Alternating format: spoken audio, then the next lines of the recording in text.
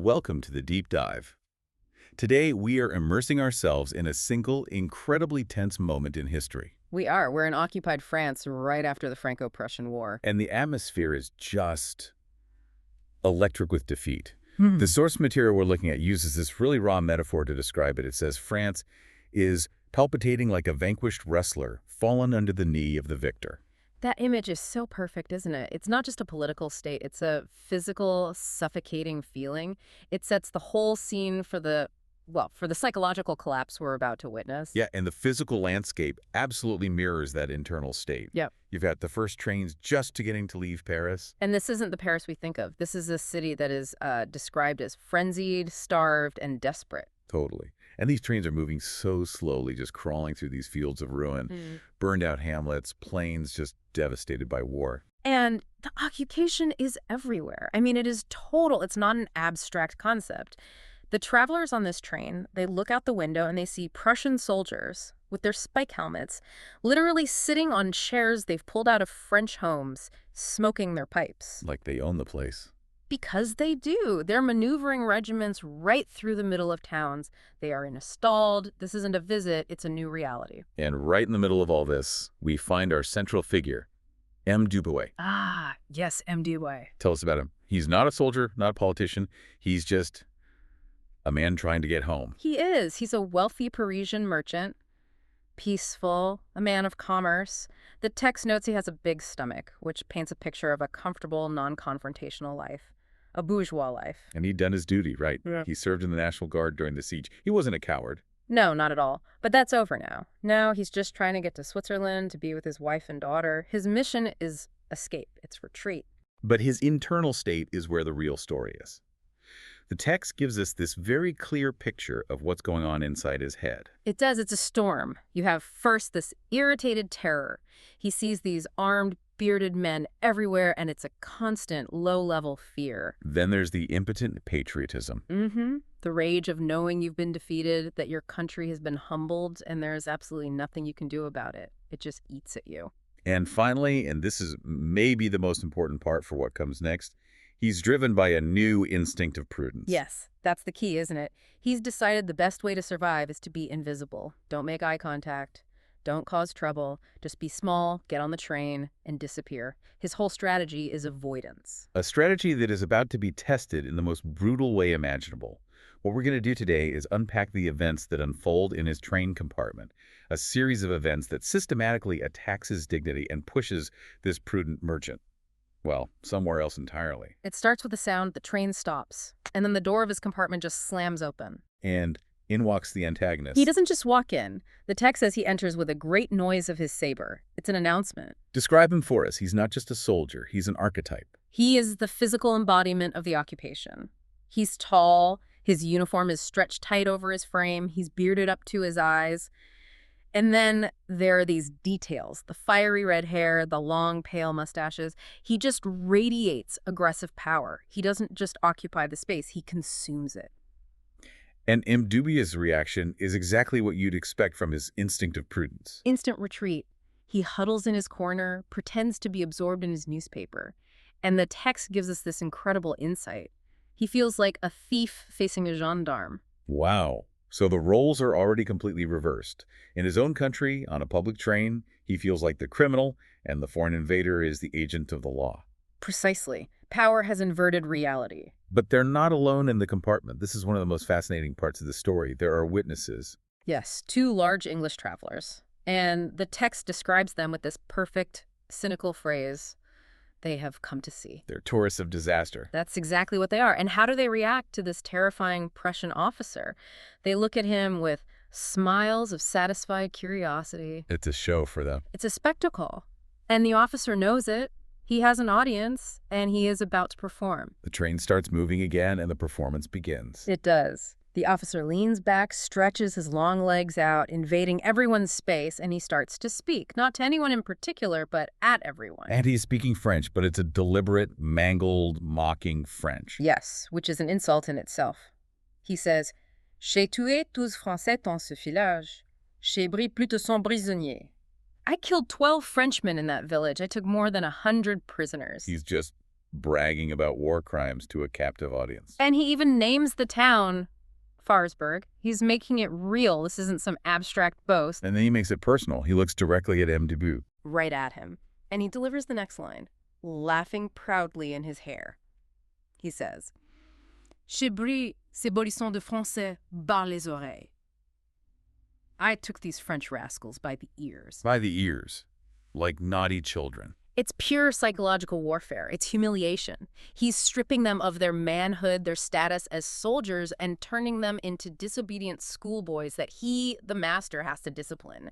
And he's forcing Dubu to listen to it. Dubu, who fought in the siege, now has to sit there and absorb this. The impotence must have been just crushing. You can only imagine. But the officer is just getting warmed up. He moves from boasting about past victories to outlining his plans for future domination. This is where he goes on that geopolitical rant, right? A furious one. He says if he had been in command, he wouldn't have just taken Paris, he would have burned it, killed everyone. Louis de France. No more France. No more France. It's a declaration of intended genocide, and he's making it in a train compartment to a Frenchman, but then his vision expands. Right. This is where the English travelers suddenly get very interested, but not in the way they were before. Exactly. He declares, "Tant 20 ans, toute l'Europe, tout appartiendra à nous, la Brousse plus forte que tout." In 20 years, all of Europe, all of it will belong to us. Prussia is stronger than all. And that's the line.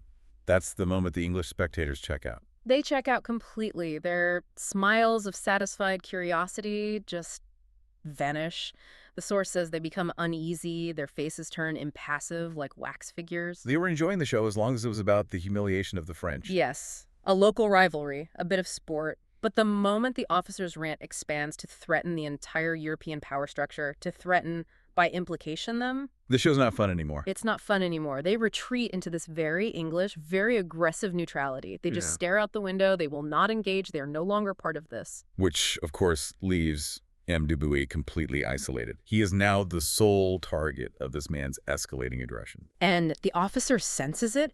He knows he's lost his wider audience, so he Yeah. focuses all his energy on the one person who can't leave. The verbal abuse continues, but now it's paired with a physical act. This is the critical turning point. He starts blagging, it's a French slang word, basically just insulting, bad-mouthing everything. Crushed France, defeated Austria, the desperate defense, the useless artillery. Just a torrent of contempt. A torrent. And while he's doing this, he does something small but so significant. He places his boots, his heavy military boots, directly against M. Dubus's thigh. It's such a specific act of violation. It's not a kick, it's a claiming of space, a contamination. It is. It says, "You are not a person. You are an object in my space. You are furniture, and I will put my feet on you." It's an act of profound dehumanization. And how does Dubious react to this? He's reached the peak of silent humiliation here. He does what his instinct for prudence tells him to do. He submits. He can't fight. He can't speak. He just turns away. The text is read up to his ears. So all that rage, all that shame, it's just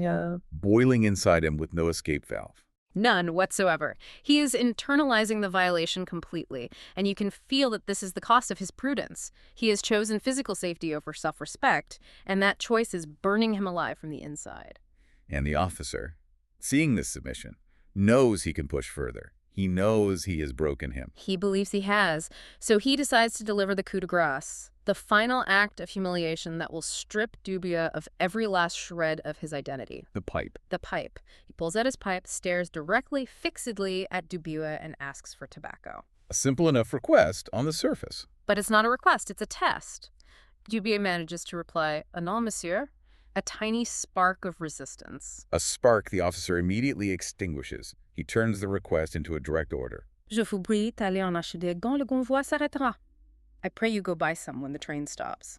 But the tone is not a prayer, it's a command. He's ordering a wealthy merchant to run his errands. But it gets worse. He adds the final, devastating insult, the detail designed to utterly destroy the man's status. The tip. The tip. "Je vous donnerai un pourboire." I will give you a tip. That's just savage. It's psychologically perfect in its cruelty. You take this man, this bourgeois pillar of Parisian society, a man who has employees, who has status, and you publicly reduce him to a servant. Not even a servant, a boy you send on an errand, and you offer him a coin for his trouble. It's designed to make him nothing.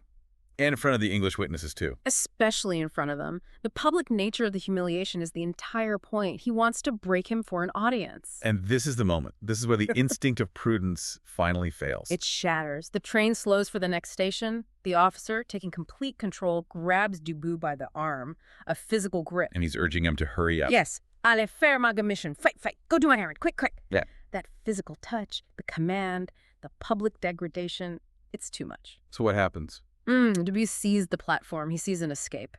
And in a single desperate motion, he lunges out of the carriage and jumps into the next one, which is empty. It's not a fight. It's a flight. Pure, instinctual flight. He didn't plan it. He just ran from the unbearable shame. The text describes him in that empty compartment, and it's so visceral. He has to open his vest because his heart is pounding so hard. He's panting, wiping the sweat from his forehead. He's physically overcome by a mix of terror and relief. Yes.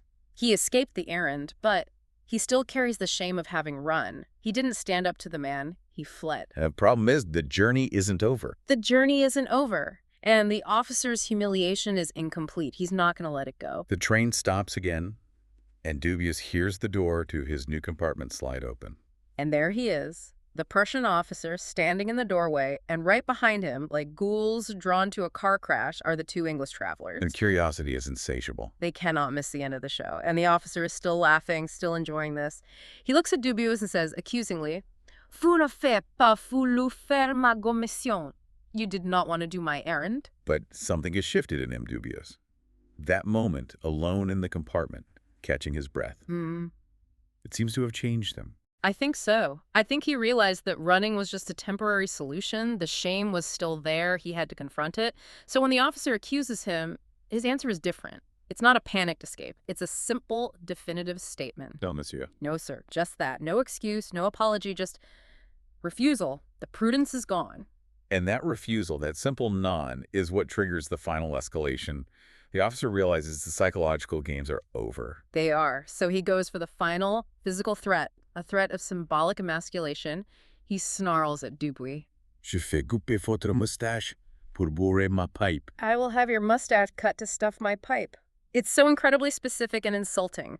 The mustache was a symbol of manhood, of dignity, of civic status in the 19th century. He's not just threatening to hit him, he's threatening to tear his identity right off his face. And he reaches for him. He actually puts his hand out to grab Dubis's face. And that is the trigger. That is the point of no return. All of it. The impotent patriotism, the red ears, the shame of running, the boot on his thigh, the offer of it all just explodes. It's an immediate, savage response. No hesitation. Dubious hits the officer's arm away, grabs him by the collar with one hand, and with a strength he probably didn't know he had, throws him down onto the bench. The text says he is mad with fury. It's a primal rage. This is not a gentleman's disagreement anymore. This is a fight for survival, for the reclamation of his soul. And it's not a trained fight, is it? It's brutal. It's pure brute force. And the detail about his big stomach comes back, but in a new way.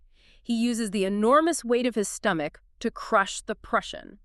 He's not an athlete, he's a merchant, but he uses what he has. He's strangling him with one hand and just punching him with the other. Constantly. The description is terrifying. Without rest, without catching his breath, without knowing where his blows fell, it's a blind fury. The officer is completely overwhelmed. He's trying to draw his saber, but he can't. He's gasping, spitting out teeth. There's blood. He's being beaten senseless by a man he considered to be less than human just moments before. The reversal of power is absolute and violent. And the witnesses, the English travelers. This is where their role becomes even more disturbing. They had stood aside during the psychological humiliation, but now, with the eruption of physical violence, they move closer. They're standing over them. Yes, and they are full of joy and curiosity. The violence has finally made the show exciting enough. It's a sport.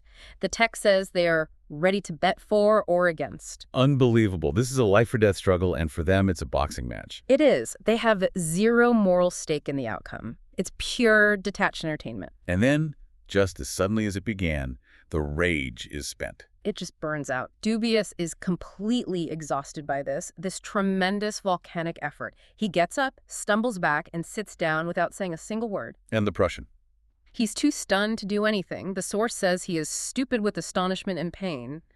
The physical shock is one thing, but the psychological shock of being so utterly dominated by his intended victim has left him completely disoriented. So there's this moment of silence in the compartment, just the panting, the blood, and the two Englishmen watching. An incredible, tense silence.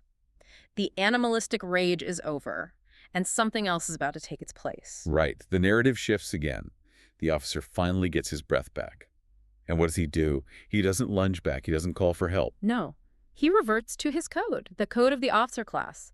He demands satisfaction according to the rules of honor. He challenges him to a duel. Si vous ne voulez pas me rendre raison avec le pistolet, je vous tuerai. If you will not give me satisfaction with the pistol, I will kill you. Even after being beaten to a pulp by a large civilian, the rigid structure of military conduct has to be observed. It's the only way he can process what just happened. He can't accept that he was beaten in a brawl. He has to reframe it as a matter of honor that must be settled formally. And Mdubi, the man whose guiding principle an hour ago was prudence, what's his response? He accepts instantly, without a moment's hesitation. Quand vous voudrez, je veux bien, whenever you wish. I'm willing. The transformation is complete. Absolutely. He went from a man trying to avoid any confrontation to a man willing to die to cement the dignity he just violently reclaimed. Losing his life is now preferable to losing his self-respect again. And the English, of course, are roped into this. The officer turns to them and asks them to be his seconds. Their response is immediate and, well, enthusiastic. Oh, yes. In unison. They are thrilled. They have been promoted from spectators to official participants. This is the best tour they could have possibly imagined. So the scene shifts. The train conveniently stops at a station. I think it's Strasbourg. Yes. And things happen with this bizarre, frantic efficiency. The Prussian finds two comrades on the platform who just happen to have pistols. They all head for the ramparts of the city. And the English are hurrying them along. This is the most absurd part of the entire story. They are constantly, anxiously checking their watches. They are pressing the pace, hastening the preparations for a duel to the death because they are terrified of missing their train. Military honor must be satisfied, but it better fit into the travel itinerary. It's the strange collision of ancient codes and modern industrial time. The timetable waits for no man's honor. So they get to the ramparts. They set the scene for the duel. M. Dubious has never even held a pistol in his life. He has no idea what he's doing. They just place him 20 paces away from the officer. And as this is happening, as he's facing his own likely death, there's this one last, perfect detail of the English observers. The umbrella. One of the Englishmen calmly opens his umbrella to shield himself from the sun. His personal comfort while watching a man about to be shot is his primary concern. It's just magnificently detached. The theater must be enjoyed in comfort. So they ask Dubious if he's ready. He says yes. A voice commands, "Phew, fire." And Dubious, having no skill, no experience, just fires. The text says he does it haphazardly without even really aiming. And the result is just stunning. It's stunning, and it's final. The Prussian officer staggers. He throws his arms up in the air, and he falls stiff on his nose right onto the ground. M. Dubious, the peaceful merchant, had killed him. Just like that. An act of blind luck or a fate or something. He's a killer. He is, and the reaction to this death is in some ways more revealing than the act itself. The Englishman's, oh. That vibrant, it's not a cry of horror or shock. The source describes it as a mix of joy, satisfied curiosity, and happy impatience. Happy impatience. The show is over and it had a great ending. Now we can go. Exactly. The other Englishman, the one who never put his watch away, immediately grabs Doobie by the arm and starts rushing him back to the station at what's called a gymnastic pace. The run back to the train is this piece of, well, it's dark comedy. It's grotesque. You have these three large men with their stomachs trotting along like three grotesque figures from a humorous newspaper, sprinting from the body of a man they just saw killed to make sure they catch the 4.55. And one of the Englishmen is literally marking time like a drill sergeant. Un, deux, un, deux. It's so surreal. The sheer emotional disconnect is staggering. They're not processing a death, they're completing a task. They get to the station. Just as the train is pulling out, they leap into the carriage. They make it, and then comes the final bizarre celebration. The two Englishmen take off their travel hats, they wave them in the air, and 3 times they shout at the top of their lungs, "Hip, hip, hip, hip, hurrah!" A cheer. A victory cheer. But a victory for what? For Dubious. For France. I don't think so. I think it's a cheer for the successful conclusion of their entertainment. The spectacle was everything they hoped it would be. It had tension, violence, a dramatic death, and a thrilling chase at the end. And they didn't miss their connection. It's a cheer for a story well told that they got to witness firsthand. I think that's it exactly. And then the ceremony concludes. They gravely, one after the other, shake M. Dubius's hand. A gesture of, what, congratulations, comradeship. And then they just sit back down in their corner. The show is over. Return to your seats. Business as usual. This entire deadly saga, from the humiliation of a boot on a thigh to a homicide on the ramparts, was just an interesting diversion for them. And their primary concern throughout was making the train. So we've seen M. Dubius take this incredible journey. He starts as a figure of impotent patriotism, his only goal being prudence and invisibility. Oh. And he ends as a swift, deadly avenger. And it was all triggered by such small things, wasn't it? A request for tobacco, the threat to cut his mustache. These seemingly minor insults were actually symbolic acts of annihilation. They threatened to erase him as a person. And the violence, as chaotic and accidental as it was his way of refusing to be erased. It restored the sense of self that the occupation was systematically trying to strip away. It did, but that role of the English, it just hangs there. It raises this profound question about being a witness, doesn't it? They weren't just neutral observers. No, they were moral tourists. Yes. They watched a man's dignity being dismantled, and then they actively participated in the mechanics of the resulting violence by acting as seconds. Their total silence during the abuse, followed by their procedural help during the duel, and then their business-as-usual attitude afterward. It suggests something really unsettling. Which is? That when social structures break down, like during a military occupation, the human capacity to separate observation from moral involvement can be, almost infinite. They were able to experience the whole thing as if it were a play, not a life. Which brings us to that final provocative thought that's left hanging in the air of that train compartment, now with one fewer passenger. Yeah. If M. Dubius had not been pushed to that absolute breaking point, what if he had just done the errand? Right. What if he had gone and bought the tobacco? If he had swallowed that final, ultimate shame, what would the long-term psychological cost of that new instinct of prudence have been? He would have survived the encounter. But would he have survived? It poses this really uncomfortable question. If your dignity costs a life, in this case someone else's, what is the cost of choosing to live without it? What part of you dies when you choose submission? A question I don't think M. Dubius ever had to answer, but one he was seconds away from facing.